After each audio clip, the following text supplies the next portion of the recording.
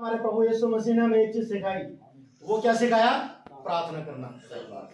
हाँ, दुष्ट आत्मा कैसे निकाली जाएंगी और वगैरह वगैरह बहुत सारी बातें ये नहीं सिखाया। उसने सिखाया प्रार्थना करना। और प्रार्थना करना किस प्रकार से करना? ऐ हमारे पिता तू जो कहाँ पर है? कहाँ पर है? सब कहेंगे कहाँ पर है? स्वर्ग में। तेरा नाम पवित्र माना जाए। और इस बाइबल के ऊपर ये दुनिया में ऐसी किताब है इसके ऊपर लिखा जाता था होली बुक, पवित्र बाइबल।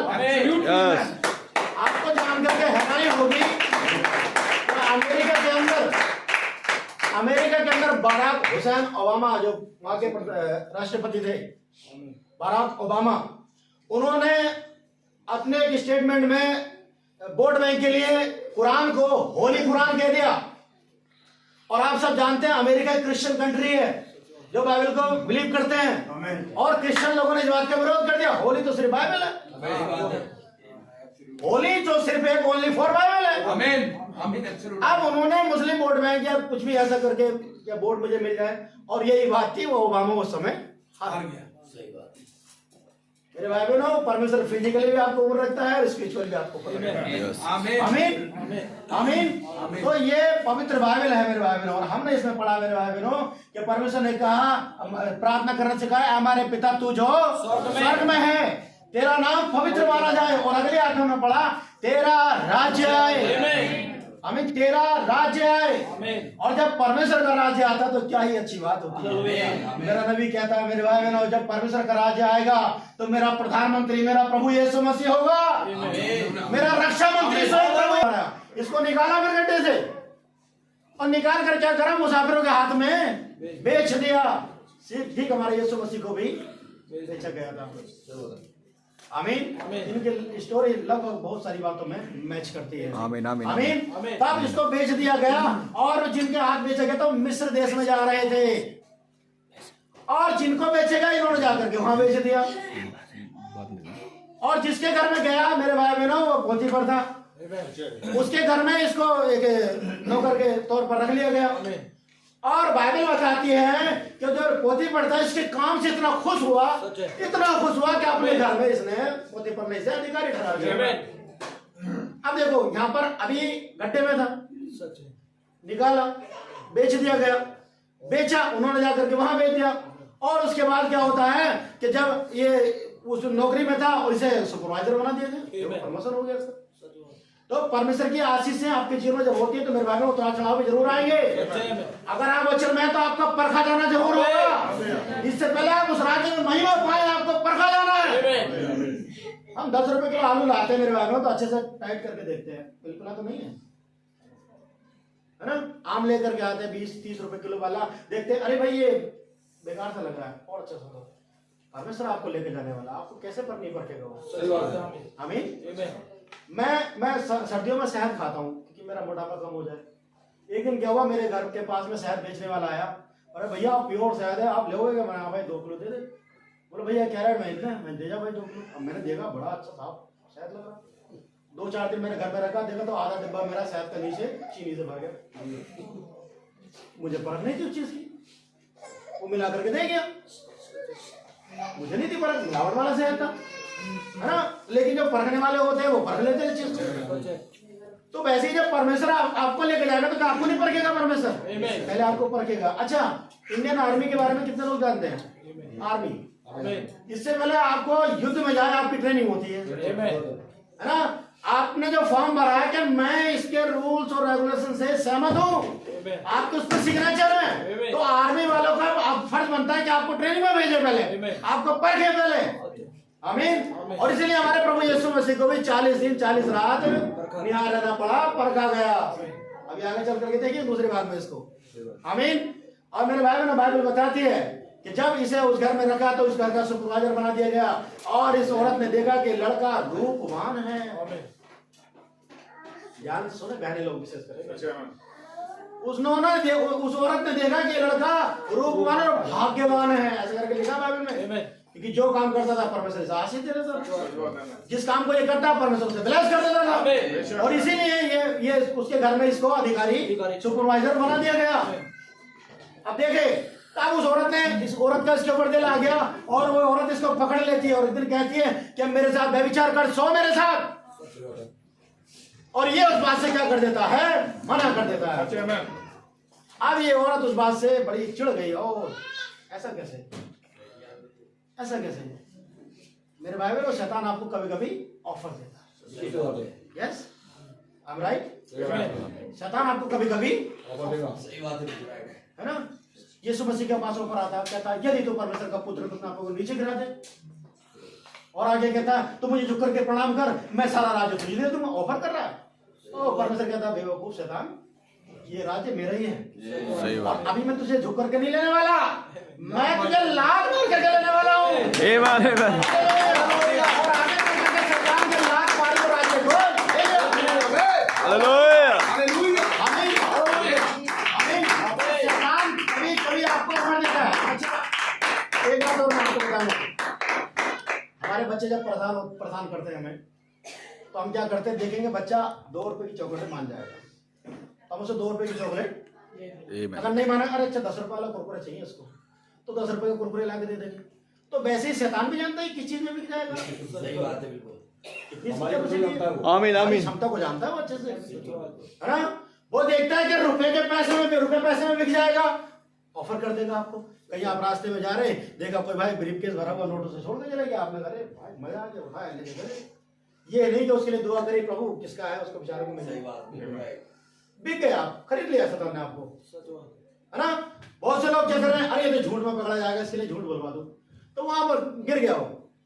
अगर बहुत से लोग व्यभिचार की बात आए तो लोग परमेश्वर उनको व्यभिचार ऑफर कर देंगे।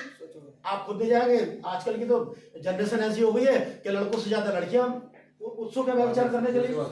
अगर मैं गलत ना हूं, है ना, भाई बहन अपने बेटे से एक दिन कहते हैं कि बेटा एक काम करते हैं, हम रोड पे चलते हैं, एक डायरी तुम रखो, एक डायरी मैं रखता हूं, और आप देखेंगे अपराध कौन करता है ज्यादातर।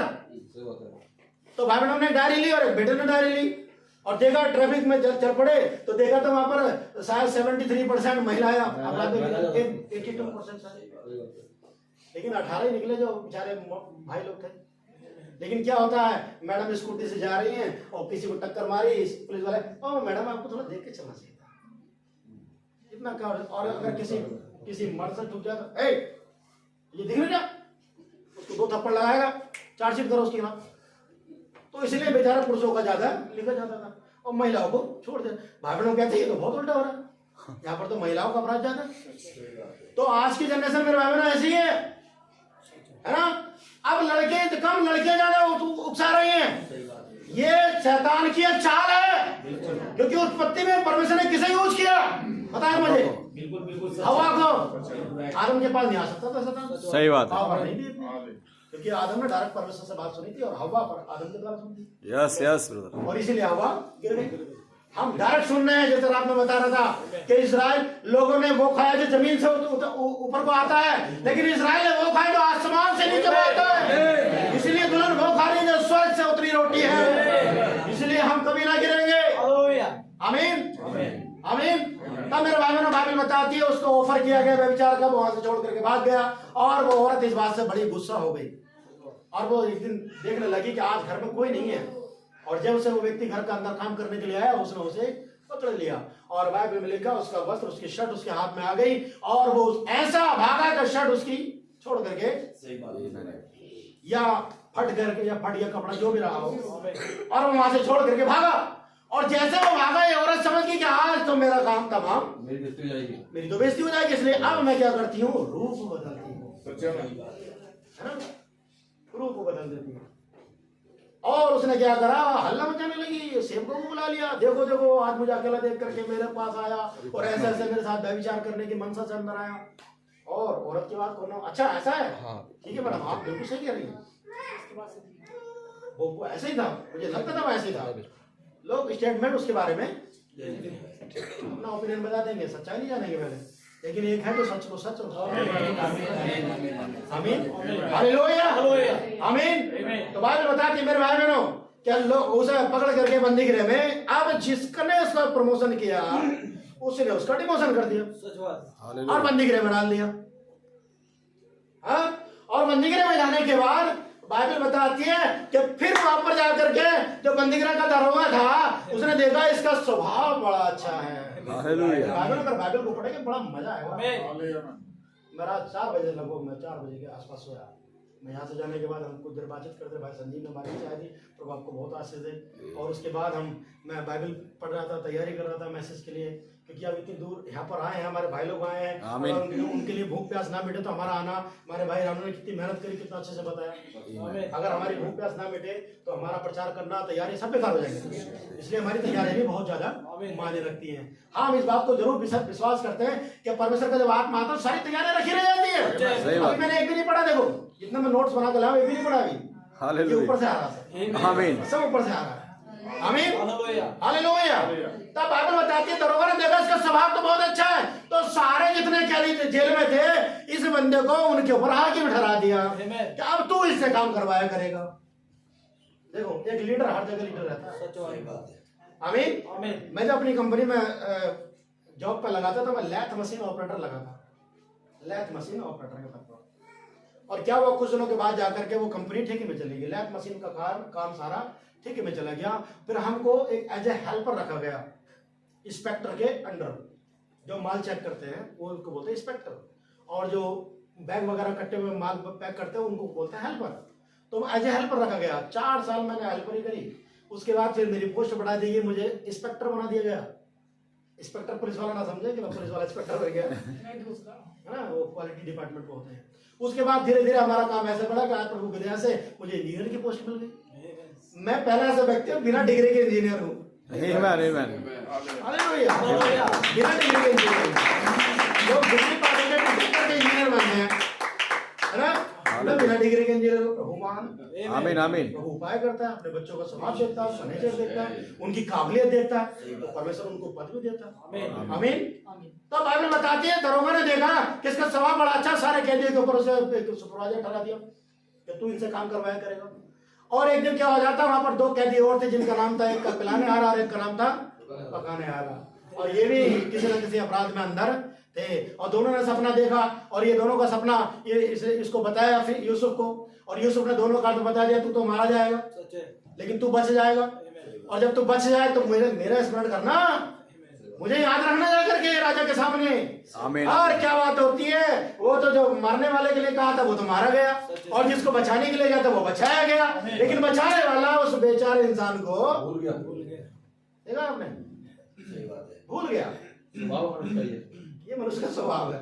आमीन। अच्छाई करो, कहते हैं ना, पुराने लोग कहते हैं नेकी करो कुएं में, लोग भूल जाते हैं, आसान फरामोश होते हैं, लेकिन सब नहीं, सब नहीं। बाइबल में हमारे प्रभु ने कहा, अगर तुम किसी बिलीवर को, परमेश्वर का सेवक को, बिलीवर मसीह जान करके अगर एक कटोरा पानी भी पिलाएंगे तो अपनी आशीष को पाओगे, है ना। सब लोग आसान फरामोश नहीं होते, हमारा परमेश्वर है मेरे बाइबल में, आपको एक कटोरा पानी का भी प्रतिफल देता है।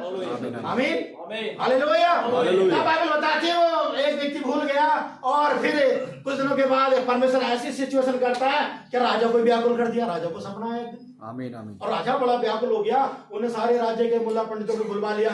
मेरे सपने का अर्थ बताओ। मैंने 7 मोटी मोटी गाय देखी और 7 पतली दुबली दुबली गाय देखी, और कोई बता नहीं, कोई कुछ कह रहा है, कोई कुछ कह रहा है, राजा को संतुष्टि नहीं मिली। और एक दिन उस पलाने आ रहा है, जो पकाने आ रहा है, जो भी बचाया गया था, उसको ये बात याद है, अरे मेरा भी सपना था, एक मैंने हालेलुया। और एक व्यक्ति जेल में था, इसने मुझे बताया था, मेरे साथी को बताया था, तू तो मर जाएगा, तू बच जाएगा। मैं बच गया, चलो राजा के पास चलते हैं। भाग गया, और राजा से कहा, राजा तेरे राज्य में एक व्यक्ति है। सही बात है। अब देखो, ये व्यक्ति जेल में गया, फिर डिमोशन हुआ, थोड़ा प्रमोशन ऊपर हुआ, अब इसका फिर से प्रमोशन हो जाता, निकाल लिया था जेल में से, है ना। आमीन आमीन। तो परमेश्वर विश्वासी के जीवन बहुत सारे उतार चढ़ाव आते रहते हैं, घबराना नहीं है, आपको मजबूत बनना जब तक आप उस मुकाम तक ना पहुंच जाओ। आमीन आमीन आमीन आमीन। अब बाइबल बताती है, इसको जेल से निकाला गया, और राजा से पूछा, राजा ने पूछा, क्या तू मेरा अर्थ बता सकता है? मैं कहा यस, अगर तू विश्वास करे तो परमेश्वर मेरे साथ है, मैं अर्थ को जरूर बताऊंगा। और वो कहता है, मैंने 7 मोटी मोटी गाय देखी, और वो कहता है कि 7 मोटी मोटी गाय तेरे राज्य में 7 साल तक बहुत ज्यादा फसल पैदा होगी, और उसके बाद इन 7 सालों में क्या करना, तो सारी फसल का स्टॉक कर लेना। अब देखो, ये बता कौन रहा, यूसुफ। इसे नहीं पता था कि जो स्टॉक किया जाएगा इनका आगे चल करके मैं मंत्री बनूंगा, नहीं पता था इसको भी, लेकिन कार्य कौन कर रहा है, देखो स्टॉक कौन करवा रहा है। अब जो स्टॉक करवा रहा है उसको अच्छे से वितरण कौन करेगा, जो करवा रहा है, हालेलुया। है ना। वही अच्छे से कर सकता है जिसने पहले इसको बता दिया है। बिल्कुल राइट आमीन। और बाइबल बताती है, फिर उसने कहा कि 7 पतली पतली गाय क्या वो ये है कि 7 साल के बाद तेरे राज्य में अकाल पड़ेगा बिल्कुल और लोग भूखे मरेंगे, आसपास के देशों के लोग आमीन, आमीन। तेरे पास आएंगे। और ऐसा हुआ भी, उसके खुद के भाई भी है सही बात है ना। और ये सारी अर्थ बता दिएगा, बोले ठीक है अगर ऐसा है तो बहुत अच्छी बात। और जब सारी बातें हो गई तो बाइबल बताती है उस मिस्र का प्रधानमंत्री बना। आमीन आमीन ओ हालेलुया हालेलुया।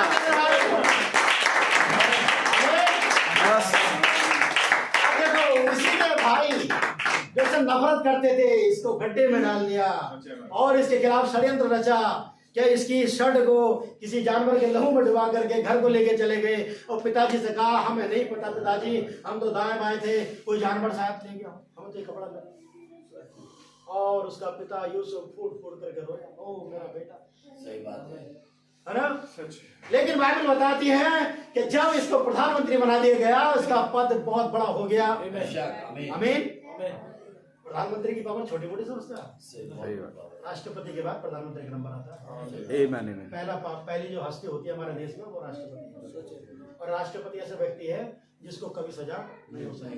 सही बात है प्रधानमंत्री को हो सकती है, लेकिन प्रधानमंत्री बहुत बड़ी पावर है। सही बात है ठीक है, अब ये हम थोड़ा दुनिया की रीति से देखेंगे तो अगर अब हम इस समय की मौजूदा सरकार की बात, हालांकि रिपोर्ट हो रहा है कोई बात नहीं, हम इसको अपने चैनल पर अपलोड करेंगे, आप लोग बाद में भी देख सकते हैं। तो अभी मौजूदा सरकार किसकी है केंद्र में, बताएं मुझे किसकी है? बीजेपी बीजेपी सरकार है ना। तो अब बीजेपी सरकार में जो टेररिस्ट जो गुंडे वाले हैं वो भी आगे मंत्री बन जा रहे हैं, अब उनकी हुकूमत चल रही है सही बात क्योंकि वो एक राज्य के अंदर मंत्री है सही बात है ना। अब उनको शरण मिल गई किसकी? बीजेपी की। अगर यूपी की बात करो तो यूपी के सीएम ने एक बात कही थी कि गुंडे मवालियों या तो तुम उत्तर प्रदेश से चले जाओ नहीं तो तुम्हें दुनिया से भेज दूंगा, और उसने वो कर भी दिया। बहुत सारे लोगों को तो यूपी छोड़ के चले गए और जो नहीं गए उन्हें दुनिया छोड़ के जाना पड़ा। सही बात मार दिया उन्होंने, कितने लोग इनकाउंटर कर दिया, पुलिस की गाड़ी में भेजा, लोग जा रहे हैं जेल को, पता चला पुलिस ने ऐसा किया कि गाड़ी अपनी गिरा दी नीचे और गाड़ी भाग रहा था हमें मार करके और पीछे से मार दिया है ना। तो क्यों ऐसा क्यों हो रहा है? अरे सरकारों ने किए भाई बहनों, कुछ भी कर सकते हैं। इसलिए हमारा प्रभु कहता है ऐसे प्रार्थना करो, हे हमारे पिता तू जो तेरा राज्य आए, और जब उसका राज्य आएगा तो आपका भी एक पद होगा। आमीन। क्या होगा? आप उसमें उसके पुत्र होंगे और राजा का बेटा राजा होता है। आमीन, आमीन। आमीन। आप परमेश्वर के बेटे हैं मेरे भाई।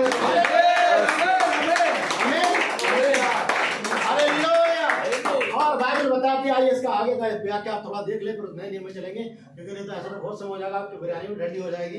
तो मैं नहीं चाहता आपकी बिरयानी ठंडी हो, है ना। सारी चीजों को ध्यान में रखेंगे। तो बाइबल बताती है मेरे भाई बहनों कि जब आगे चल करके जब अकाल पड़ा, जब 7 साल अकाल के आए, तब इसके भाई लोग भूखे मरने लगे। उन्होंने कहा कि चलो अब हम मिस्र को चलते हैं और अनाज लेकर के आते हैं वहां से। आमीन, आमीन। और जब आते हैं मेरे भाई बहनों तो अब बाइबल बताती है कि उसके भाइयों को, अपने भाइयों को यूसुफ ने पहचान लिया, आमीन। लेकिन उसके भाई यूसुफ को नहीं पहचान। सही बात आमीन आमीन। क्यों नहीं पहचान पाए? क्योंकि यूसुफ बदल चुका। आमीन, आमीन। यूसुफ का स्वभाव चेंज हो चुका है ना। यूसुफ के अंदर माफ करने वाली आत्मा थी, लेकिन इनके अंदर छीन करके खाने वाली आत्मा थी। और यूसुफ ने पहचान लिया मेरे भाई हैं और कहते हैं और उनको बुला लेते हैं और बहुत सारी बातें होती है, छोटा भाई कहाँ है, तुम कहाँ के हो और क्या सब कुछ होता है। बाद में उनको अनाज मिल गया। हाँ? अगर हमारे जैसा व्यक्ति होता है बोले एक काम करो उधर बैठा रूम में, आ रहा हूँ मैं भी। आमीन, आमीन। और रूम में बैठा था और 10 सिपाहियों को भेजता और कहते हैं हंटर फेरो जाकर, जब तक कि खाना दौड़ जाए हंटर फेरो। ये वही थे जो मुझे गड्ढे में डाल करके आए थे। आमीन। और राजपाट तो छोड़ता, हो सकता शायद खुद ही सोडा लेके पहुंच जाता। ये आए थे और मेरे घर अनाज मांगने आए हो, यस। तुम्हारी इतनी हिम्मत। लेकिन नहीं,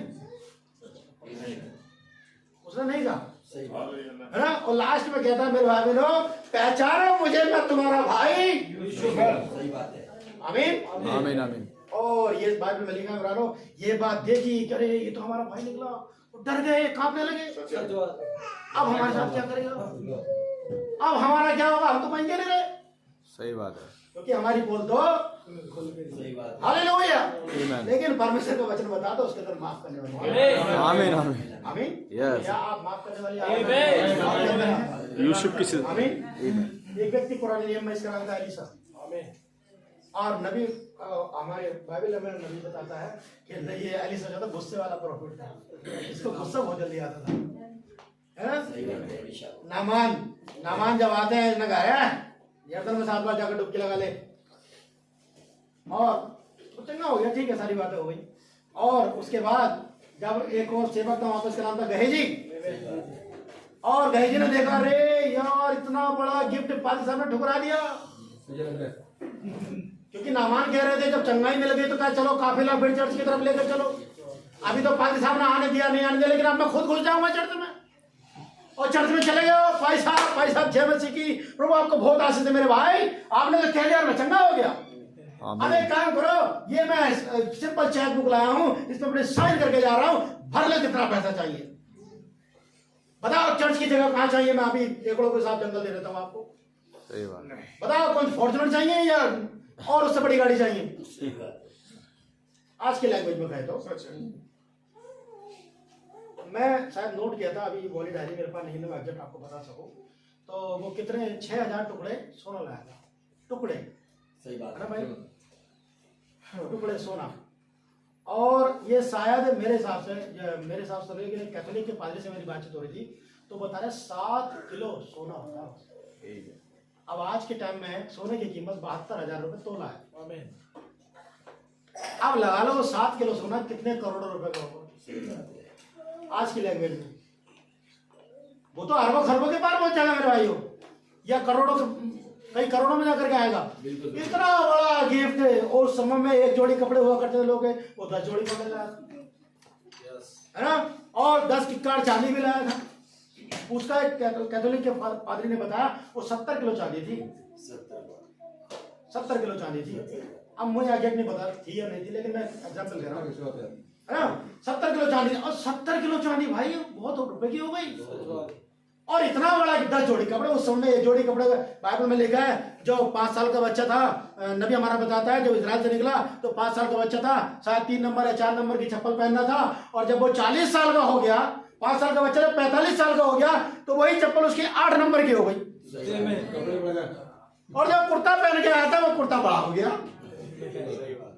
दूसरा नहीं लाया रख करके। तो उस समय एक जोड़ी कपड़ों की बहुत बड़ी वैल्यू, तो अगर उसको 10 जोड़ी कपड़े मिले मेरे भाई, सही बात है। उन्होंने कहा परमेश्वर यह होगा कि जीवन की शपथ, मैं तो इस वजह से कुछ भी ले जा भाई, अपने घर जा, और जो तेरे साथ हुआ जाकर के प्रभु के महिमा कर। बिल्कुल। और ये सब सारी बातें गहरी देख रहे थे, ओ यार क्या बड़ा ऑफर, भाई साहब ने ठुकरा दिया। एक काम करता हूँ भाई साहब, मैं भी जा रहा हूँ, जरा थोड़ी बनाता हूँ, और ठीक है जाओ।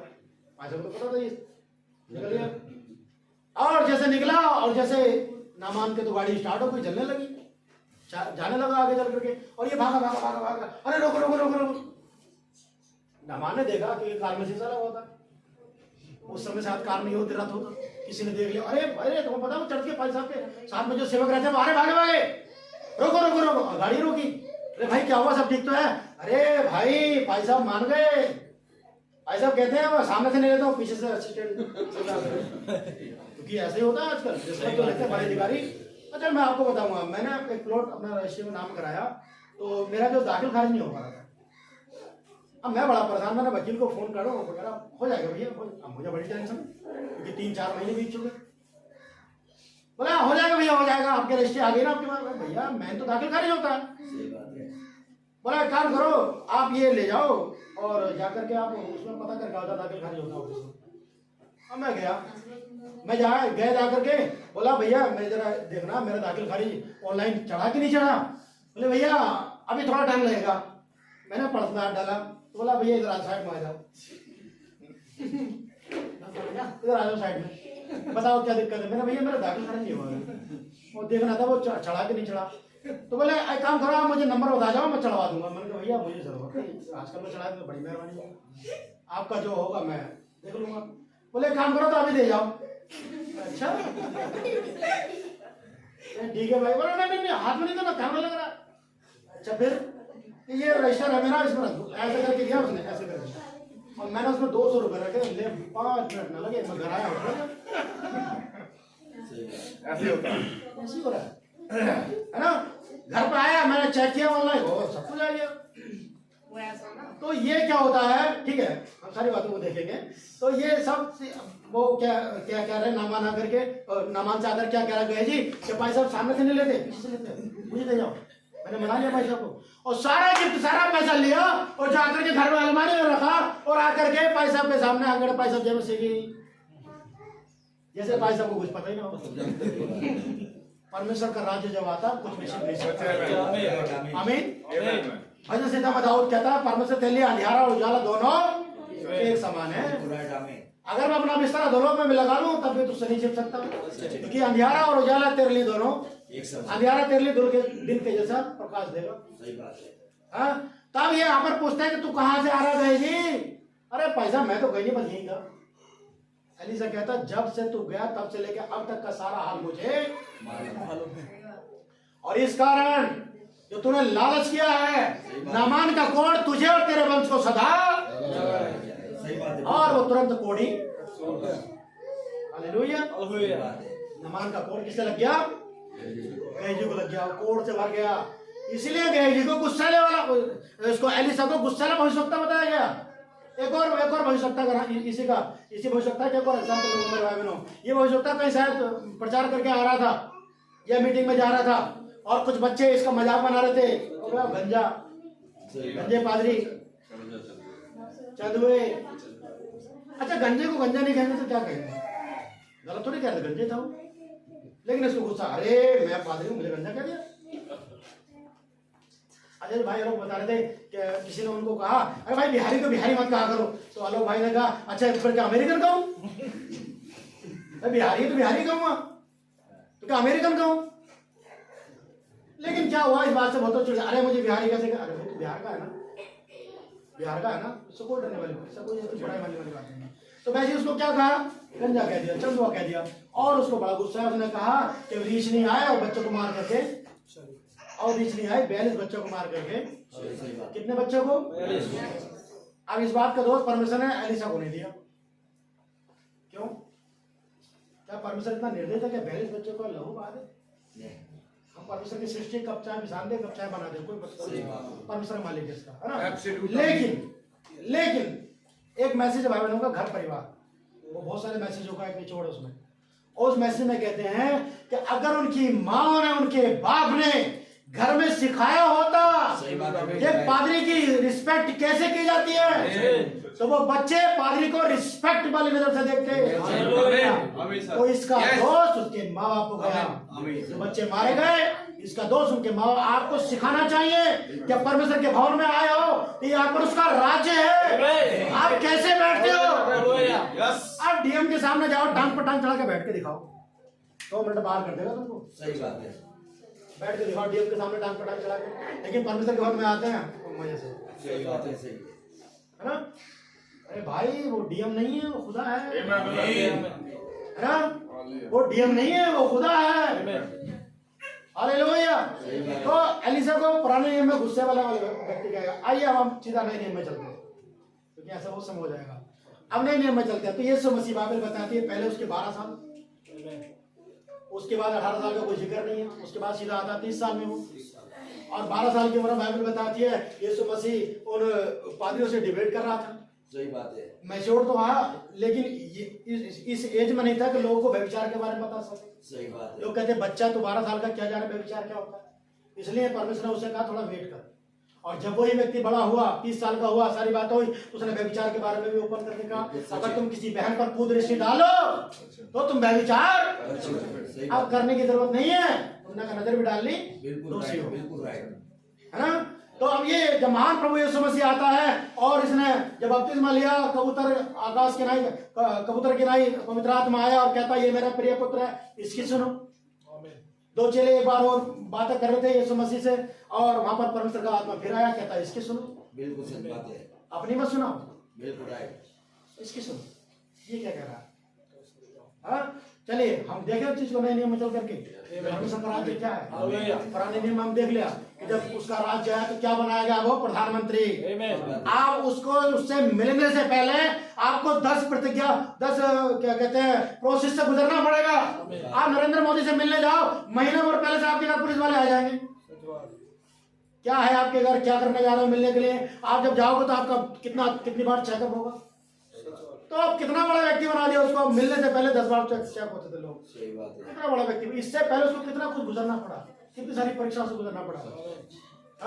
अब आगे नए नियम में देखते हैं मेरे भाई बहनों, जब यीशु मसीह जब हमारा बपतिस्मा लेकर गया तो बाइबल में लिखा है इब्लीस उसे जंगल में। इब्लीस कौन है? शैतान। तो ये एक सेना का ब्रिगेडियर कौन? यीशु मसीह। और शैतान की सेना का ब्रिगेडियर कौन? स्वयं शैतान। दो महान ब्रिगेडियर आमने और सामने थे। हालेलुया। और हमारा नबी कहता है ये दो महान सेनापति थे जो आपस में एक दूसरे से लड़ रहे हैं अपने राज्य को कायम करने के लिए। लेकिन जयवंत कौन होगा? वो जो परमेश्वर की ओर से है। इसलिए परमेश्वर से कहा डरना मत, पतरस से कहा डरना मत, तुम्हारा विश्वास ज्यादा न रहेगा। Hallelujah hallelujah. और शैतान इसके पास आता है, देखता है कि इसे भूख लगी, जैसे भाई राम बता रहे थे, इसे भूख लगी। परखने वाले ने आकर के देखा कैसे भूख लगी और कहता है कि कह दे ये पत्थर रोटी बन जाते। क्या नहीं बनते? बन जाते वो पत्थर रोटियां, क्योंकि यीशु मसीह क्या है और ना हुआ था हो नहीं सकता। इसलिए परमेश्वर का नबी हमें बताता है, परमेश्वर ने कहा बनाऊंगा तो जरूर, लेकिन तेरे कहने से आगे जब जरूरत मुझे मेरे लोगों को पड़ेगी तो मुझे रोटियां बनानी चाहिए तो मैं रोटियां बना दूंगा। बनाई आगे चल करके देखिए मेरे भाई बहनों। फिर आगे एक और बात आई और उससे कहा कि अगर तू मुझे गिर करके प्रणाम करे सारा राज्य तुझे दे दूंगा। तो परमेश्वर कहता है ये राज्य तो ऑलरेडी मेरे पास आने वाला है, लेकिन गिर करके नहीं, लात मार करके छीनो। चलिए मेरे भाई बहनों, बाइबल बताती है दाऊद का एक गीत लोगों ने गाया। दाऊद ने गोलियत को कैसे मारा? घुमा घुमा कर गोफन से। तो वैसे ही शैतान को परमेश्वर ने मारे घुमा घुमा के मारा। अंगूरे पे ले जा रहा है, यहाँ घुमाता हूँ, है ना, जंगल में ले जा रहा है, यहाँ घुमाता हूँ, तुझे पकड़ के दिखा। परमेश्वर ने सब घुमा दिया उसे। अरे शैतान थोड़ी घुमा रहा, परमेश्वर घुमा रहा था उसको, है ना। ले तू मुझे घुमा रहा, चल मैं तुझे घुमाता हूँ। जब शैतान आपके पीछे हो और आप आगे आगे हो तो आप देखना आप पीछे है कौन। कभी कभी लगेगा मैं शैतान के पीछे हूँ, गोल गोल घूम रहे हो ना, तो आप देखेंगे अरे मैं शैतान के पीछे हूँ, वो मेरे आगे, तो शैतान भागेगा आपसे। मेरे भाई बहनों, शैतान आपसे डरता है। आप अपनी अहमियत कम समझ रहे हो। मुझे लगता है हल्के में ले रहे हो, जैसे कोई भाई कह रहा है भाई हल्के में ले रहे हैं अपने आप को। हम परमेश्वर के बेटे और बेटी, शैतान हमसे डरता है। बाइबल में ऐसे नहीं लिखा कि उनके चलने से उनकी परछाई से रोगी चंगे दुष्ट आत्माएं निकल जाती थी। और यीशु मसीह गदरियों के देश में गया और एक व्यक्ति कब्रिस्तान में रहता था और बाइबल के दूर से चिल्ला कर कहा ये परम प्रधान परमेश्वर के पुत्र। दुष्ट आत्माएं चिल्ला पड़ी और कहता यीशु मसीह कहता तेरा नाम क्या बता? हम सेना है। डरा रहे हो यीशु मसीह को? क्या तुम सेना हो तो क्या मैं डरता हूँ तुमसे? 6000 आ रहे तुम 25,000 हो जाओ। सही बात है। क्या मतलब पड़ा तुमसे? 6000, क्योंकि सेना में एक बटालियन में 6000 होते। हम सेना है ये समझ नहीं। अब ये समझ कह रहा निकल जाओ, दुष्ट आत्मा खुद कह रही है हे गुरु हमें आगे दे, हम सूरों में चले जाए। अरे तुम मांग ही रहे हो सृष्टिकर्ता से।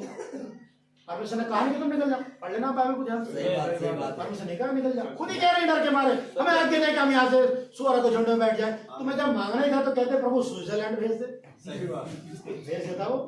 सही बात है कि प्रभु डांट नहीं रहा, कह नहीं रहा अभी तक निकल जाए से, लेकिन वो खुद ही कह रही है हमें सूअरों में भेज दे। तो परमेश्वर कहते जा मर। और सूअर कितने थे? 2000। दुष्ट आत्मा कितनी थी? 6000। एक में सुकेत में एक में कितनी गई? 3 चली गई, है ना। तो ये बाइबल का एक नियम है। बाइबल अगर आप पवित्र आत्मा में परिपूर्ण है तो शैतान आपको पहचान लेगा। आपका बोलना चलना, आपका लाइफ स्टाइल, आपको कपड़ों का सब बता देगा आप मसीह हो और नहीं हो। आमीन। तो आइए हम अपने और आगे की बातों पर चलते मेरे भाई बहनों। तब परमेश्वर का वचन बताता है कि जब परमेश्वर को लगा कि मेरे बेटे और बेटियों के लिए रोटियां बनानी चाहिए तो 5000 की भीड़ थी। और बाइबल में काउंटेड है वो पुरुषों की गिनती थी, महिला और बच्चों की नहीं। भाई रानू भाई आमीन। ग्रामीण पढ़ने वाले सब जानते होंगे जो वहाँ पर पुरुषों की गिनती है सिर्फ 5,000 पुरुषों के लगभग थे। अब मान लो 5,000 पुरुषों में सब तो मैरिड नहीं होंगे, 3,000 हमने मान लिए मैरिड, तो 3,000 उनकी पत्नी भी हो गई। अब जब मैरिड थे कुछ के बच्चे होंगे कुछ के नहीं भी होंगे, तो 5, 3, 8 तो वैसे ही हो गए। अब कुछ 2,000 के बच्चे मान लो, 2,000 लोगों के बच्चे मान लो, अगर एक के 2 भी हो गए तो 4,000 तो वैसे ही हो गए। तो लगभग 12-13 हजार लोग वहां पर थे। अब 12-13 हजार लोगों के लिए एट ए टाइम रोटी लाना, इतना बड़ा होटल आसपास के 4-5 भी ले आओ, नहीं दे सकते। सही बात है। वो भी तुरंत इधर खा रहे निवाला खत्म ना हो दूसरा आ जाए। सही बात है। पीछे बहनें सुननी ध्यान से, अगर आपके घर में बहनों रात को 12 बजे 10 मेहमान आ जाए, आप क्या कहेंगे फिर पति से बाहर से ले आओ खाना, और पति आपको घर में बनाओ, तो आप कैसा इरिटेट फील होगा, कितना गुस्सा लगेगा आपको। 10 मेहमान रात के 12 बजे, मैं इतनी ठंड में बनाऊं खाना, तुम ही कुछ करो। तो वही वाला सीन वहां पर था। यीशु मसीह से चेले कह रहे हैं, ओ प्रभु ने भेज दे यहाँ से अपने लिए भोजन वस्तु का इंतजाम करे। ये शुद्ध बुद्ध हो गए तेरा मधुर वचन सुन करके। और ये बात सच थी मेरे भाई, जैसे भाई सुभाष रात बता रहे थे प्रभु के बारे में, कि जब प्रभु ने कहा मेरा मांस खाने की वस्तु है, मेरा लहू पीने की वस्तु है, तो लोग वापिस। लेकिन जब तक रोटी मिल रही थी, मछली मिल रही थी, है ना, खाने को दबा के मिल रहा था, चिकन बिरयानी सब आ रहे थे भाई। लेकिन जब परमेश्वर ने कहा इससे काम नहीं चलेगा, ये है मैन, अरे ये तो मैं नरवक्षी बना देगा, हम क्या आलमखोर है, इसका प्रचार से नहीं, चलो हमारे उसे छोड़ करके तब परमेश्वर कहता है कि तुम भी जाना चाहते हो। वहाँ पर लीडर पतरस कहता है, ओ प्रभु हम तुझे छोड़ करके कहाँ जाएंगे। हालेलुया। और ये बात सिर्फ दुल्हन कह सकती है, चलो वो व्यक्ति कह सकता है। हालेलुया। क्या आपको मजा आ रहा है? मैं आपके 10-15 मिनट और ले सकता हूँ। Hallelujah, hallelujah. आगे बता दिए मेरे भाई बहनों, हालेलुया। अब आगे बता दिए मेरे भाई बहनों कि चेलों ने कहा ना यहाँ से भेज दे, तो यीशु मसीह कहता तुम दो ने तुम्हारे पास आई, तुम्हारे पास क्या है? और चलो हाथ खड़े करके हमारे पास कोई बात नहीं है, मैं हूं यहाँ पर। एक बच्चा उठता है अचानक, शायद स्कूल गोल करके आया था अपना, उसके लंच में शायद 2 मछलियां और 5 रोटियां थी, छोटी चपाती जैसी, और वो कहता है प्रभु मेरे पास है ना, मेरे पास है ना। आप जानते हैं 5 रोटियां, 5 नंबर 5 किस चीज को दर्शाता है? अनुग्रह को। JESUS, Jesus. वो एक अनुग्रह वहां पर था, और दूसरा अनुग्रह 5 रोटियां और 2 मछलियां किस चीज को दर्शाती है? पुराना नियम और नया नियम मिला के कंप्लीट बनता है। हालेलुया। और 5 और 2 मिला के क्या होता है? 7 हो जाता है। हम 7 घर्षण के विश्वास। आमीन। हालेलुया। पूरा 7 कर दें, वहां पर सब कुछ था मेरे भाई बहनों, बहुत सारी बातें जोड़ सकते हैं। लेकिन बाइबल बताती मेरे भाई बहनों, परमेश्वर ने कहा, उस बच्चे से टिफिन लेकर के कहा, और बाइबल हमें ऐसा बताती है, उसने लिया, धन्यवाद दिया, प्रभु धन्य है आप जो पृथ्वी पर अन्न उग जाते हैं। मुझे बहुत अच्छी स्टोरी लगती है। और उसने एक रोटी थोमा को दी, एक रोटी पतरस को दी, एक अंद्रियास को दी, एक और दूसरे चेले को दी, और एक 5 रोटियां 5 चेलों में बांट दी। और 2 चेलों से कहा कि तुम मछलियां ले लो, 2-3 चेलों से कहा टुकड़े लेकर के मछलियां ले लो और बांटो, 50-50 की पंक्ति में बैठा दो, कि जैसे आपको कंफर्टेबल लगे बैठाओ और बांटो। और सब चले गए। अरे प्रभु ने कहा भाई जरूर आज आश्चर्य देखने को मिलेगा। देख रहा मैं आपको एक ऐसे बता रहा हूँ जैसे यहाँ पर घटित हो रहा है ना। तो चलो मैं कहा चलो आज एक नया आश्चर्य देखते हैं। हमारे सामने इसने अंधों के आगे खोले, सब कुछ हुआ वगैरह वगैरह। आज देखते हैं ये 5 रोटियों से 5,000 कैसे ला सकते। वहां पर एक और चेला था, इसका नाम था थोमा। उन्होंने कहा एक रोटी, वो भी चपाती, वो भी छोटी सी। अब मैं इसे बांटूंगा तो मेरे लिए क्या बचेगी? एक काम करता हूँ, देखता हूँ पहले पतरस बांट रहा है, उसकी बचेगी कि नहीं बचेगी, है ना। भाई बहन हमारे ऐसे बताते हैं। सही बात है।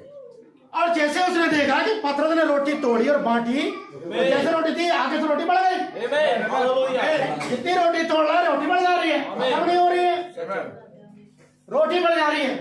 उधर चेले मछली दे रहे हैं, और मछली का पीछे वाला हिस्सा थोड़ा, देखा मछली फिर से पूरी। निवाला कम नहीं हो रहा है। दूसरे ने कहा अरे भाई मुझे और दो। दूसरा चेला पहुंचा, उन्हें रोटी तोड़ कर गए, 5,000 लोगों ने खाया, है ना। 5,000 तो काउंटेड है बाइबल में, लेकिन लगभग हम 10,000 मान लेते हैं, लगभग 10-12,000 लोग थे वहां पर।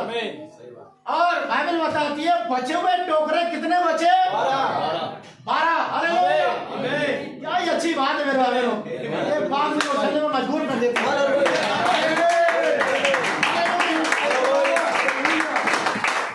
नबी कहता है जब थोमा ने देखा, अरे पतरस की रोटी तो बढ़ने लगी, बर्तलमाई और दूसरे चेले की भी रोटी बढ़ने लगी, यूहन्ना की बढ़ने लगी, मैं पीछे रह गया।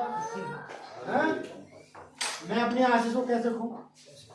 और इसने देखा कि मैं चलो ठीक है, इनकी बढ़ रही है, मैं भी देता हूँ, और इसने अपनी रोटी को बांटना शुरू कर दिया। बाइबल नबी कहता हमारा इसकी रोटी भी बढ़ने लगी। सही बात है, आमीन। हालेलुया। और इसकी रोटी बढ़ा इसी को ऐसे तो कहा, ये कहता है बाद में जब यीशु मसीह शरीर चढ़ जाते हैं और कहते हैं जब तक मैं उंगली घुसा करने थोमा ये प्रमाण मांगता था। अच्छा, प्रमाण मांगना गलत भी नहीं है क्या? सही बात है, जरूरी है। प्रमाण मांगना गलत भी नहीं है। अगर हमका यीशु मसीह के नाम का बपतिस्मा सही है तो हमें साफ अल्लाह प्रमाण मांगते हैं, हम बताते हैं बाइबल से, है ना? तो हम इसको खैर गलत तो नहीं कहेंगे, लेकिन एग्जाम्पल के तौर पर इस चीज को कहेंगे कि ये वास्तव में सीख मिलती है कि हमें देख करके विश्वास आ जाता है। तब यीशु मसीह ने इसको डांटा, कहता है थोमा अविश्वासी नहीं विश्वासी बन। सही बात है, आमीन। और वहां पर 5,000 की भीड़ ने खाया और रोटियां वहां पर 12 टोकरों में बच गई। भाई हम सब जानते हैं 12 प्रेरितों की शिक्षा है। हालेलुया, आमीन। अब थोड़ा आगे चलते मेरे भाई बहनों, आइए। जब उसके बाद दो फिर से महान ब्रिगेड सेनापति आमने सामने आ गए, इसका नाम था पिलातुस और यीशु मसीह। और जब आइए हम परमेश्वर के राज्य के बारे में देखेंगे, पढ़ा जाना बहुत हो गया, अब राज्य के बारे में देखेंगे, राज्य कैसा है। तो जब यीशु मसीह पिलातुस सामने थे और लोग उसको पकड़वा करके उसके सामने जब पेश कर दिया, तब पिलातुस कहता क्या तू राजा है? क्या तू आप ही कहता है क्या तू राजा है? और लोगों ने उसको थप्पड़ मारे, मुंह पे थूका और बहुत तरह की बुरी भली बातें कही और कहते बता तुझे किसने मारा? क्या परमेश्वर नहीं बता सकता था? बता सकता था। समोन के मन में क्या चल रहा है परमेश्वर बता सकता है, और जिसने मारा परमेश्वर उसको नहीं बता सकता, उसके बाप के बाप का नाम भी बता देता। नहीं पता था? जब समोन की नाव में, ये पतरस की नाव में यीशु मसीह गया, कहता है हे समोन योना के पुत्र, पहली बार मिला था, उसके बाप का नाम भी बता दिया। सही बात है। तो परमेश्वर उसको बताता किसने मारा था, इधर राजा लाइन में खड़ा हो जा, लेकिन नहीं, वो माफ करने वाला था। आमीन आमीन आमीन। मैं आपको पुराने नियम से जोड़ूंगा इस चीज को लाकर मेरे भाई बहनों, क्योंकि एलिशा गुस्से वाला था, लेकिन उसने गुस्से पर विजय पाई। पुराने नियम के संत कहीं ना कहीं किसी एक बात पर चूक गए। दाऊद व्यभिचार में गिर गया, एलिशा गुस्से में रह गया, लेकिन परमेश्वर ने व्यभिचार में विजय पाई, परमेश्वर ने गुस्से पर विजय पाई। अरे व्यक्ति एक तुम्हारे भाला भोग रहा है, कांटों को ताज ला रहा, पहना रहा, थप्पड़ मार रहा है, मुंह पे थूक रहा है, हमें तो अगर हमारे पास से निकल जाए ना, ऐसे करके क्यों खड़ा मार दे बाइक से, हीरोगिरी दिखा रहा है। अच्छा भाई, लोग बहुत अच्छे से बता दें चीज को कि हमारे यहाँ इंडिया में क्या होता है कि लोग बड़ी तेज गाड़ी चलाते हैं, ऐसे जाएंगे सर और कहीं ठुक जाए, कहीं लग जाए तो रुक करके लड़ाई करते हैं। लड़ने में 2-3 घंटे निकाल लेंगे, लेकिन चलने में 5 मिनट धीरे निकलेंगे। ऐसे जाएंगे एकदम जैसे हेलीकॉप्टर बना दिया उसको, और जब लग जाए तो रुक करके लड़ाई करते हैं। तो ये इतनी जल्दी से जाना फिर, लेकिन रुकने के लिए, लड़ने के लिए उनके पास बहुत टाइम है, आराम से चलाने के लिए टाइम नहीं है। हालेलुया। तो बाइबल हमारे बताती है भाई बहनों, जब पिलातुस के सामने यीशु मसीह था और पिलातुस सब कहता है, पिलातुस कहता है क्या तू यहूदियों का राजा है? बहुत सारी बातें होती है यहाँ पर, यीशु मसीह चुप रहता है, लेकिन जब एक बार आता है यीशु मसीह कहता है कि हाँ मेरा राज्य इस जगत का नहीं है, अगर मेरा राज्य इस जगत का होता तो मेरी सेना होती और वो तुम्हारी सेना से लड़ती, लेकिन मेरा राज्य इस जगत का नहीं है। अब आइए उसका राज्य किस जगत का हम देखते हैं, वो राज्य कैसा। एक बार वो राज्य लाजर की कब्र पर गया, और जब लाजर की थोड़ा पीछे जाकर लाजर की कब्र पर जब गया तो वो राज्य का स्वयं सब कुछ मालिक प्रभु यीशु मसीह था। और वहां पर बाइबल बताती है कि लाजर की कब्र पर यीशु मसीह ने कहा लाजर बाहर आ जा, और लाजर वहां से बाहर कब्रिस्तान से बाहर। अगर यीशु मसीह कहता मुर्दा बाहर आ जा तो जना कितने मुर्दे आए, सारा कब्रिस्तान खाली हो जाता। जैसे बहन बता रही थी ये कब्रिस्तान की जगह थी, प्रभु आपको बहुत आशीष दे। हम संसार में मरे हुए थे, है ना? हम संसार में मरे हुए थे, कब्रिस्तान में पड़े थे। परमेश्वर ने हमें जिंदा किया। Hallelujah, hallelujah. देखिए, नबी कहता है मेरे भाई बहनों कि जब यीशु मसीह पिलातुस से कह रहा था कि मेरी सेना लड़ती, मेरा राज्य जगत का होता है, मेरी सेना लड़ती, लेकिन मेरा राज्य जगत का नहीं है। तो और आगे चलते हैं भाई बहनों, जब यीशु मसीह को सूली पर चढ़ा दिया गया, एक व्यक्ति दाएं और एक बाएं था। कौन? डाकू। भाई ने रात बता रहे थे बहुत अच्छे से। क्या उस डाकू ने रिपेंट कैसे किया? कुछ तो देखा था ना उसने। एक डाकू कह रहा है अगर तू मसीह है तो अपने आप को बचा और हमें भी बचा। लेकिन दूसरा क्या कह रहा है? जब तेरा राज्य आए तो मुझे, जब तेरा राज्य आए मेरी सुधि लेना, मुझे याद करना। अब नबी हमारा बताता है, जैसे भाई रात बता रहे थे कि ये ऐसे नहीं कह दिया था उसने। जब उसको सलीब चढ़ाई गई थी तो एक मरियम मगदली नाम की औरत वहां पर आई और वो कह रही है, अरे तुमने क्रूस को मैं किसको चढ़ा दिया? ये तो उद्धार करता, मेरे अंदर 7 दुष्ट आत्माएं थी और इसने मुझे चंगाई दी, तुमने इसे सूली में चढ़ा दिया।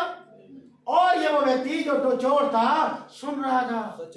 एक विधवा औरत आई और वो कहती है मेरा तो 12 साल का बच्चा मर गया था और अर्थी लेकर के जा रहे थे और यीशु मसीह उस रास्ते से आ रहा था और इसने उस अर्थी को रुकवाया, मेरे बेटे का हाथ पकड़ा, मेरा बेटा जिंदा हो गया। और तुमने इस बेटे को सलीब पे चढ़ा दिया। और रोमी सिपाही सारी बातों को सुन रहे थे। ये चोर भी सुन रहा था, ये वाला चोर भी सुन रहा था। और एक और व्यक्ति आता है, एक और व्यक्ति आता कहता है मेरी 12 साल की बेटी थी, वो मर रही थी, लेकिन जब मैंने इसको बुलाया उसने चंगा कर, तुमने किसको सूली पे चढ़ा दिया। और ये जो समय भी था मेरे भाई बहनों, इस समय में वो व्यक्ति जो चोर पर था रिपेंट कर रहा था। ओ ये तो सच में मनुष्य नहीं है कोई जो ऐसा कर सकता है। दूसरा कह रहा हमें सही सजा मिल रही, ये फिर कह रहा है, पहला तो कह रहा है तू मसीह है तो अपना बचा, हमें बचा। ये नहीं देख रहा हमने क्या किया, लेकिन ये सही से कह रहा हमें तो अपने गुनाहों की सही सजा मिल रही है। हम तो इसके हकदार थे क्योंकि हमने कितनों का घर उजाड़ा, कितनों को लूटा, कितनों की हत्याएं करी, लेकिन ये तो मसीह है, इन्होंने तो कुछ भी नहीं किया और फिर भी इनको हमारे जैसी सजा मिल रही है। ये सच्चा रिपेंट नबी कहता इसने वहां पर किया। आमीन। और बाइबल बताती है परमेश्वर ने कहा, जब इसने कहा तेरा राज्य है तो मुझे याद करना, और यीशु मसीह कहते हैं तू आज ही मेरे साथ स्वर्ग में। हालेलुया। कहाँ रहा बपतिस्मा, कहाँ रहा दान दशमांश? एक सच्चा रिपेंट। चलो इस बात को ये मत लेना कि बपतिस्मा ना ले, इस बात से ये मत समझ लेना कि बपतिस्मा लेना जरूरी है, प्रभु ले जाएगा। अरे उसके पास तो समय नहीं था, लटका हुआ था, कुछ ही देर में प्राण निकल जाते। ऐसी स्थिति थी, नहीं थी उसके पास। उस समय यीशु मसीह का लहू डायरेक्ट मेरा हालेलुया। उसे तो डायरेक्ट ही प्रभु यीशु मसीह ने लहू का बपतिस्मा दे दिया। हालेलुया। और बाइबल कहती है तू आज ही मेरे साथ स्वर्ग लोक में होगा, और पल के झपकी वो स्वर्ग में। एक और व्यक्ति का नाम लूंगा मेरे भाई, उसका नाम था बरअब्बा। इतिहासकार ऐसा बताते हैं बरअब्बा जो था यहूदा इस्करियोती था, बरअब्बा की गैंग का था। इतिहासकार ऐसा बताते हैं। और इतिहासकार बताते हैं कि एक बार बरअब्बा की मीटिंग यीशु मसीह के साथ हुई और इतिहासकार बताते हैं कि बरअब्बा ने यीशु मसीह से कहा गुरुवर आपके पास भीड़ है और मेरे पास तलवार है। क्रांतिकारी था वो। हाँ जी, क्रांतिकारी था वो। मेरे पास तलवार है और आपके पास भीड़ है, जब मैं तलवार लेके आता तो भीड़ भाग जाती, मैं लूट नहीं पाता, तो मजबूरन मुझे मारना पड़ जाता ताकि मैं लूट लूं। अब आपके पास भीड़ इतनी कि आप जब प्रचार करते हैं लोग मंद मुक्त हो जाते हैं, खो जाते हैं, शुद्ध बुद्ध खो जाते हैं। तो आप प्रचार में शुद्ध बुद्ध खो दो लोगों का और मैं आकर के उन्हें लूट लूंगा और जितना होगा आपस में बांट लेंगे। ओ यीशु मसीह का अच्छा, बहुत अच्छा ऊपर दे रहा भाई। और यीशु मसीह कहता है वक्त आने पर तेरे लिए जान दे दूंगा, लेकिन गलत बात में तेरा साथ नहीं दूंगा। सही बात। और ये बात बरअब्बा को बड़ी बुरी लगी। हालेलुया। बरअब्बा को ये इतिहासकार बताते हैं, मुझे नहीं पता इसमें कितनी सच्चाई है, लेकिन मैं काफी हद तक इसको बिलीव करता हूँ कि ऐसा है। बिल्कुल सच है, क्योंकि बरअब्बा बाद में बचाया गया था। और बाइबल बताती है कि इतिहासकार बताते हैं कि यीशु मसीह ने कहा कि वक्त आने पर मैं तेरे लिए जान तो दे दूंगा, लेकिन तेरा गलत बात का साथ कभी नहीं दूंगा। और इस बात से जो था यहूदा इस्करियोती में अपने साथ में मीटिंग जब होती, यहूदा इस्करियोती ने मीटिंग सेट करी थी। अब क्या हुआ, इस बात को लेकर के वो बड़ा गुस्सा हुआ और चलने लगा। हाँ, ऐसे कहते हैं बख्ताने पर जान दूंगा, साथ दिया नहीं जाना, जान देगा मेरे लिए। और एक दिन हुआ कि बरअब्बा को अरेस्ट कर लिया गया। वो तो हत्यारा था, उसके लिए तो सजा होनी थी। लेकिन कुछ दिनों के बाद अचानक में यीशु मसीह का केस आ जाता है। और जब पिलातुस के सामने केस आता है तो पिलातुस की पत्नी को दर्शन मिल जाता है, कहती है इसके विषय में हाथ मत डालो, तो वो डर जाता है और फिर पब्लिक के पास जाता है। क्या तुम नहीं जानते बरअब्बा हत्यारा है, बताओ क्या करना चाहिए, उसको छोड़ूं या तुम्हारे लिए इस मसीहा को, ये तुम्हारा यहूदियों का राजा है। अब राजा कौन, उसका राज्य होता है। हम परमेश्वर के राज्य के बारे में बात कर रहे हैं। इससे पहले उस राज्य में जाए परखा जाना है। आमीन, हालेलुया। तब बाइबल बताती मेरे भाई बहनों कि जब परमेश्वर ने कहा कि मैं तेरा साथ नहीं दूंगा लेकिन जान दे दूंगा, और ये कुड़कुड़ाते हुए बरअब्बा चला गया। और जब पिलातुस के समय बात आई बरअब्बा को छोड़ने की, तो लोगों ने कहा बरअब्बा को छोड़ दो और यीशु मसीह को सूली पर, तो बात यीशु मसीह की वहां पर पूरी हुई। आमीन आमीन आमीन। और बरअब्बा को भी खबर नहीं है कि मैं छोड़ा गया हूँ, वो जेल में था और सोच रहा था मेरी तारीख तो अब बिल्कुल नजदीक है, अब मैं कभी भी किसी वक्त आकर के सिपाही आएंगे और कहेंगे कि चल भाई तेरा अंतिम समय अब आ गया। नबी हमारा कहता मेरे भाई बहनों कि बरअब्बा बड़ा वो कह रहा अब तो मेरा समय। अच्छा, मरने वाले की आखिरी इच्छा पूछी जाती है, तुम्हारी आखिरी इच्छा क्या है? अगर मरने वाला कहना जिंदा रहना चाहता हूँ तो उसकी इच्छा पूरी करेगा कोई? तो पूछते क्या फिर? ये तो बेवकूफ वाली बात होगी। अरे ये पूछने खाना पीना है क्या बस? तो क्या मुझे छोड़ दो, नहीं छोड़ेंगे भाई, तू टेररिस्ट है, तेरे लिए मौत की सजा हो चुकी है, लेकिन किसी ने हमारे लिए जान दी है। आमीन। आज हम सौभाग्यशाली मेरे भाई, जिस मौत पे हमें मरना था हमारे प्रभु यीशु मसीह, जो पाप हमने किए थे उसकी सजा हमारे प्रभु को मिली। और बाइबल बताती है, नबी कहता है मेरे भाई बहनों, बरअब्बा अपने कक्ष में बड़ा व्याकुल, बड़ा परेशान था, और जैसे सिपाहियों के जूतों की आवाज आई खट खट खट खट, और बरअब्बा का बीपी शायद हाई होने लगा। सही बात है। और वो डरने लगा, अब तो मैं,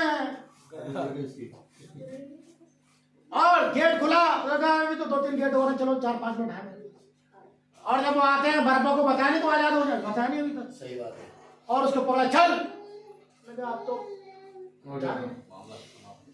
और जब आगे जाते हैं, बाहर जाकर देखते हैं भीड़ लगी पड़ी है, और बरअब्बा से कहते हैं बरअब्बा को तू आजाद है, तू अब यहाँ से आजाद है। सही बात है। तो बरअब्बा कह अरे मैं कैसा था दूंगा, ये कैसे हो गया, ये कैसे, नबी कहता अरे ये कैसे हो गया। अब लोगों से पूछा भाई क्या हुआ, ऐसे क्या हुआ, मुझे आजाद कैसे कर दिया। अब लोगों ने कहा हमने मांगा तुझे। सही बात है। सही बात। देखो क्रेडिट लेने वाले क्या कह रहे हैं, हमने छुड़ाया। सही बात। अरे छुड़ाया भी किसको, बरअब्बा को। हालांकि चलो होना तो खैर ऐसे ही था, बाकी में सब पहले से ही प्लान है ना, लेकिन क्रेडिट लेना, अरे हमने छुड़ाया भाई तुझे, तेरे लिए हमने अपनी संतानों पर भी यीशु मसीह का लहू मांग लिया, बहुत अच्छा काम किया तुमने वैसे। तो पूछ लेगा लहू का मतलब क्या होता है। सही बात है, बिल्कुल है ना। और बता दिया गया उसको, तब नबी हमारे कहता उससे अपने आपे से घृणा होने लगी और इतना रेपेड पर आ गया, जब तक वो पहुंचा ना क्रूज पर, तब तक यीशु मसीह पे प्राण छोड़ करके बिल्कुल सही बात है। और नबी हमारा कहता मेरे भाई बहनों कि वो बरअब्बा हम और आप थे। सही बात है। संसार में भरे हुए ना जाने कितने लोगों को हमने झूठ में दिखाया था, हालेलुया, ना जाने कितने लोगों को हमारे जीवन से ठेस लगी थी, बिल्कुल बिल्कुल। क्योंकि हमारे काम ऐसे नहीं थे जब हम पवित्र ठहरते, लेकिन वो बरअब्बा हम थे जिसकी जगह यीशु मसीह ने हमें बचा लिया गया। नबी कहता हूं मैं विश्वास करता हूं बरअब्बा बचाया गया। आमीन। और बरअब्बा भागता हुआ गया, लेकिन यीशु मसीह उस समय प्राण छोड़ करके चले गए। सही बात है, कहते हैं पूरा हुआ। बिल्कुल। सारी बातें वहां पर परमेश्वर का राज्य मेरे भाई बहनों वहां पर दिखाई दिया, हालेलुया। और जब परमेश्वर का राज्य आया मेरे भाई बहनों, तब फिर जब परमेश्वर का राज्य जब आया उनके बीच में, तो सामर्थ्य के काम दिखाई दिए। आमीन, हालेलुया। फिर दुष्ट आत्माएं जा रही हैं, बीमार चंगे हो जा रहे हैं, सारी बातें हो जा रही हैं। कब, जब परमेश्वर का राज्य उनके बीच में आया। आमीन। मैं एक लास्ट स्टोरी बता करके आपको समाप्त करूंगा, टाइम बता देंगे 12:20 मिनट, ठीक है। लास्ट स्टोरी एक 20 सॉरी 1:20 मुझे लगा कि 12 बज रहे हैं, लेकिन शुद्ध बुद्ध मैं भी खो गया मेरे भाई, है ना, क्योंकि जब एक आत्मा होता है तो समय का पता नहीं चलता। चलिए हम बिरयानी को ठंडी नहीं करेंगे, बस 10-5 मिनट बोलूंगा आपके बताकर समाप्त करूंगा।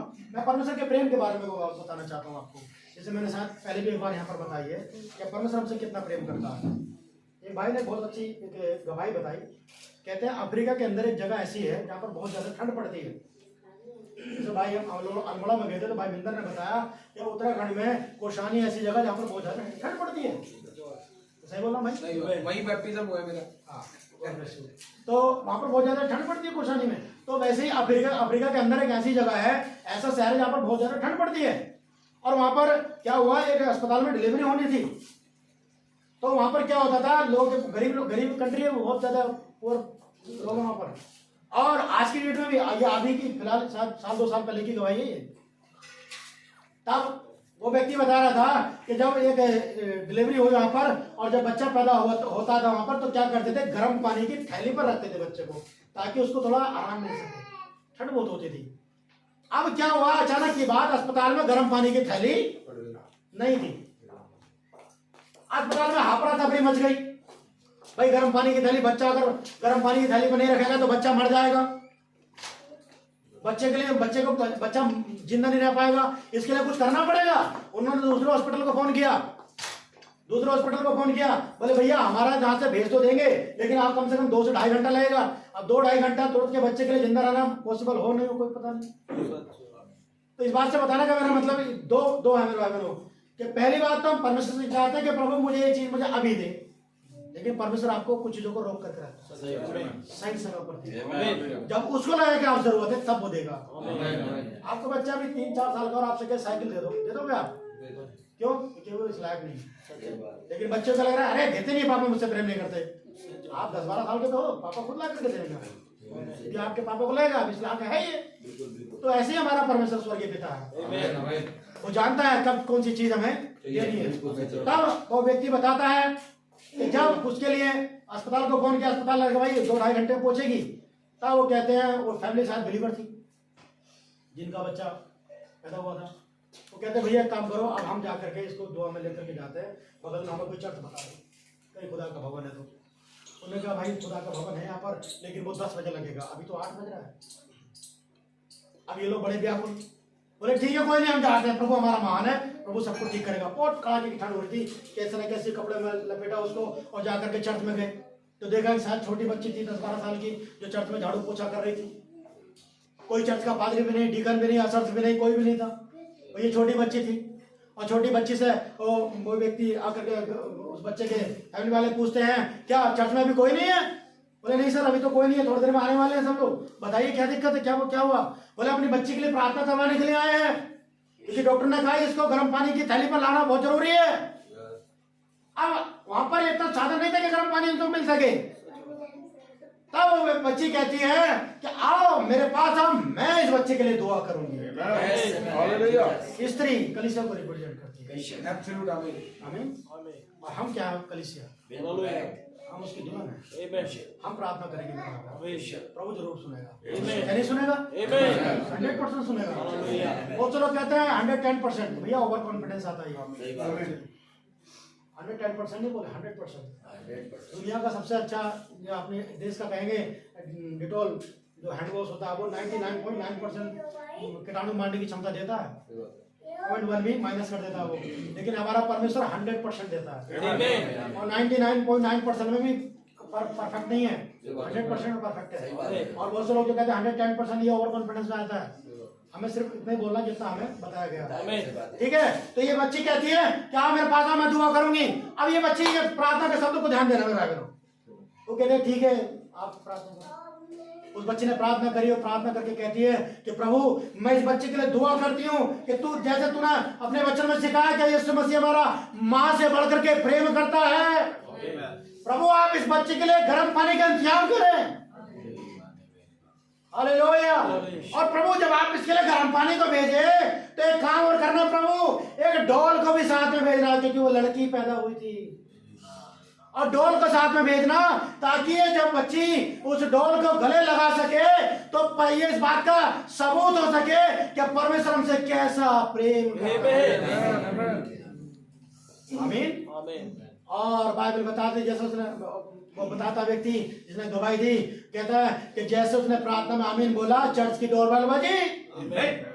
हालेलुया। चर्च की डोरबेल बजी और लड़की ने कहा जाकर के देखो, इंतजाम कर दिया खुदा ने। हालेलुया। ये तो भाई रानू रात बता रहे थे कि हम भूखे सोने के लिए सोच तो रहे थे ना, दुआ करी प्रभु तेरा वचन बताता है जवान सिंहों को घटी हो सकती है, भूखे भी रह सकते हैं, लेकिन तेरे तलबदार कभी भूखे, कभी प्यासे, कभी घटी किसी चीज की नहीं हो सकती। हालेलुया। ध्यान देंगे बच्चों सर में। तब वो बताता है, कहता है कि जब वो भागे भागे चर्च के गेट पर गए और देखा कोई व्यक्ति एक बड़ा सा कार्टून लेकर के वो चर्च के गेट पर खड़ा है। बोले भाई आपके लिए पार्सल आया। अच्छा भाई पार्सल सडनली? यस आपके लिए पार्सल आया। तब वो बच्ची कहती खोलो, उसमें गर्म पानी की थैली निकलेगी। और जब वो खोला तो गर्म पानी की थैली। हालेलुया।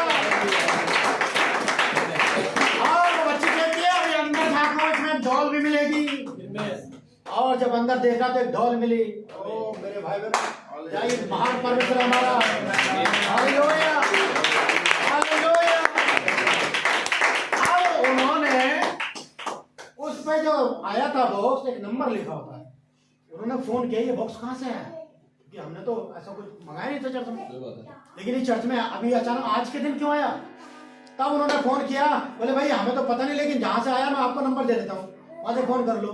तो पता चला वो 6 महीने पहले, बंद कर दे, 6 महीने पहले वो गिफ्ट जो है भारत से गया था अफ्रीका के लिए। कितने दिन पहले? परमेश्वर 6 महीने तक गर्म पानी को गर्म रख सकता है? अरे भैया वो तो सदियों तक रख सकता है, कुछ भी कर सकता है वो। हालेलुया। तो 6 महीने के बाद एग्जैक्ट टाइम पे जब परमेश्वर को लगा आज इसकी जरूरत है, वो गिफ्ट उसके लिए पहुंचा दिया गया। और एक डॉल भी पहुंचाई गई। वो डॉल जिसको जरूरत थी उसी के लिए वो गिफ्ट था। और ये बात प्रमाणित हो गई कि परमेश्वर हमारा माँ से बढ़कर के हमारा नबी कहता है क्या ऐसा संभव है कि दूध पिलाती माँ अपने बच्चे को भूल जाए? नहीं, कभी नहीं भूल सकती।